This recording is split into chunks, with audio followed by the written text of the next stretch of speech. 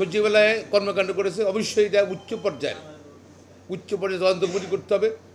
তবে ওইরকম তদন্ত কমিটি না যে তদন্ত কমিটি বাংলাদেশ ব্যাংকের আপনার রিজার্ভ চুরি হয়েছে, তদন্ত কমিটির রিপোর্ট কিন্তু এখনও আসেনি। এটা সময় বেঁধে দিয়ে তদন্ত কমিটি করতে হবে এবং এদের বিরুদ্ধে নজিরবিহীন একদম এটা মানে ধরনের একটা এক্সাম্পলারি পানিশমেন্ট ব্যবস্থা করতে হবে।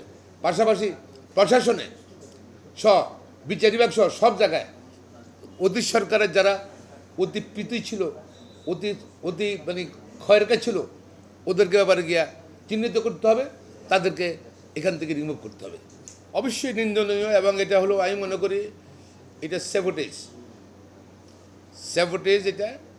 এবং এটা আমি আবার বলছি যে অতি সরকারের বিভিন্ন অপকর্মকাণ্ড হর্ষের বিরোধিতা আছে, সেগুলোকে কোনো রকম সাক্ষী হিসাবে এভিডেন্স হিসাবে যেন উপস্থাপন না করতে পারে, এই জন্য হয়তো তারা এটা করেছে, তাদের এজেন্ডা এটা করেছে আমি মনে করি। তবে আমি পাশাপাশি অনুরোধ করি আমাদের মাননীয় প্রধান বিচারপতিকে যে আমাদের সুপ্রিম কোর্টের record room, say court of record, supreme court record রুমে পর্যাপ্ত নিরাপত্তা দেওয়ার জন্য অনুরোধ জানাচ্ছি। কেননা সুপ্রিম কোর্টের যদি রেকর্ড রুমে কোনো ক্ষতিগ্রস্ত হয় তাহলে বাংলাদেশে অনেক ক্ষতিগ্রস্ত হবে, দেশের ক্ষতিগ্রস্ত হবে, বিচার বিভাগ কিন্তু অনেক ক্ষতিগ্রস্ত হয়ে যাবে এবং এটার লক্ষ লক্ষ মানুষ কিন্তু ন্যায় বিচার থেকে বঞ্চিত হবে। সুতরাং আমি অনুরোধ করছি মাননীয় প্রধান বিচারপতিকে এবং সরকারকে আমাদের সুপ্রিম কোর্টের রেকর্ড রুমে যেন পর্যাপ্ত নিরাপত্তার ব্যবস্থা গ্রহণ করে।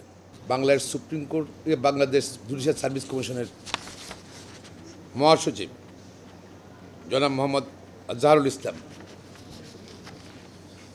তার বক্তব্যে তিনি প্রস্তাবিত সুপ্রিম কোর্ট বিচারক নিয়োগ কমিশনে যে সুপারিশ করেছে, সংস্কার কমিশন যে সুপারিশ করেছে এবং সেখানে 9 সদস্যের একটা কমিটি গঠনের কথা বলা হয়েছে বিবেচনার জন্য। এই সুপ্রিম এখানে বাংলাদেশ জুডিশিয়াল সার্ভিস অ্যাসোসিয়েশন তাদের বক্তব্যে কঠোর সমালোচনা করা হয়েছে। তারা বলতে চেয়েছেন যে সুপ্রিম কোর্টের বিচারক নিয়োগ নীতিমালায় কমিশনে সুপ্রিম কোর্ট বারের সভাপতি বা কোনো আইনজীবী কোনো ব্যক্তিকে যেন এখানে সদস্য রাখা হয়। তারা আরও বলেছেন যে নিম্ন আদালতের বিচারক থেকে 70% বিচারক নিয়োগ করতে হবে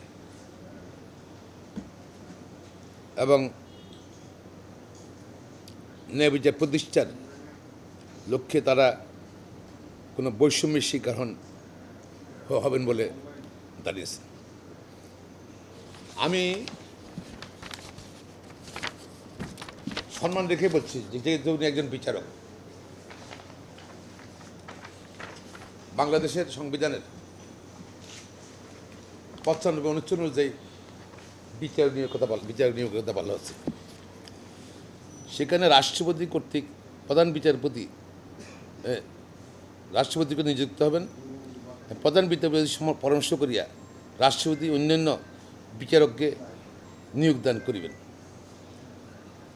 আমি জানি না তাদের বক্তব্য সরাসরি সংবিধানের লঙ্ঘন আমি মনে করি। সংবিধানের প্রতি আস্থাহীনতা, আর বাংলাদেশের সংবিধানের প্রতি আস্থাহীনতা থাকলে একজন প্রজাতন্ত্রের কর্মরত একজন কর্মকর্তা তার পরিবর্তী হওয়া উচিত। সংবিধানের প্রতি তারা অনাস্থা। 2 হলো তারা বিচারক, অবশ্যই সম্মান করি নিম্ন আদালতের যারা বিচারক, তার বক্তব্য মনে হয় যে তারা বার্গেনিং করছে।